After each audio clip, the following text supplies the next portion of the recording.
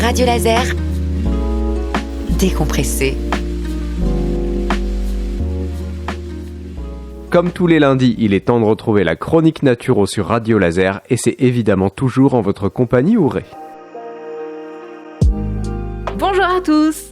Alors la semaine dernière, on a vu que la santé était un équilibre entre l'alimentation, l'élimination et l'émotionnel. Ce que je n'ai pas dit, c'est que l'alimentation doit elle-même être équilibrée en quantité et en qualité.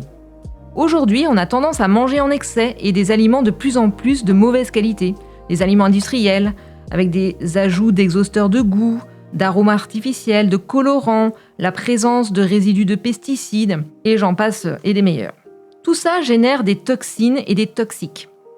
Et quand il y a trop de toxines et de toxiques, ça vient saturer les reins et le foie, les principaux organes éliminateurs. Ils n'arrivent plus à sortir suffisamment de déchets. Nous avons alors un déséquilibre entre les entrées et les sorties, ce qui engendre un encrassement. Mais le corps cherche toujours une solution.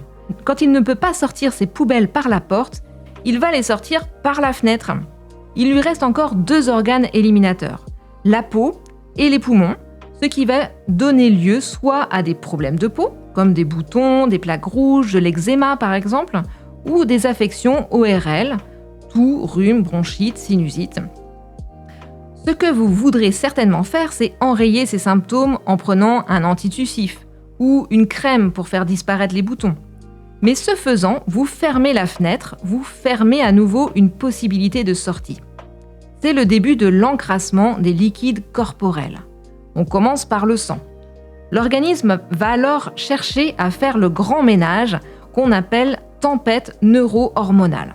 Ça se manifeste par les maladies aiguës, gastro-entérite, grippe, c'est-à-dire une maladie assez forte, mais de courte durée.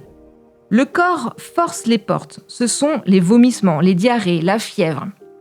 La fièvre permet d'augmenter la vitesse de circulation des liquides. Les liquides circulent 3 à 4 fois plus vite, donc passent 3 à 4 fois dans les reins et le foie, et sortent donc 3 à 4 fois plus de toxines. Mais ce qu'on fait généralement, c'est couper la fièvre, ce qui coupe encore un moyen de se décrasser. On s'encrasse plus profondément. On atteint alors la lymphe. Ce sont les maladies chroniques. L'encrassement est plus profond, donc le corps réagit moins vivement. La lymphe est aussi un liquide plus épais qui circule moins vite. Si on ne fait rien, si on ne change pas ses habitudes de vie, l'encrassement va se poursuivre et atteindre ensuite le liquide extracellulaire. Ce sont alors les maladies dégénératives telles que Parkinson, Alzheimer, l'arthrose, les rhumatismes.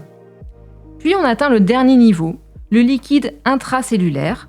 Ce sont les maladies mortelles comme le cancer. Mais rien n'est perdu. Il est possible de drainer les toxines pour se débarrasser des maladies et des symptômes et retrouver une santé optimale.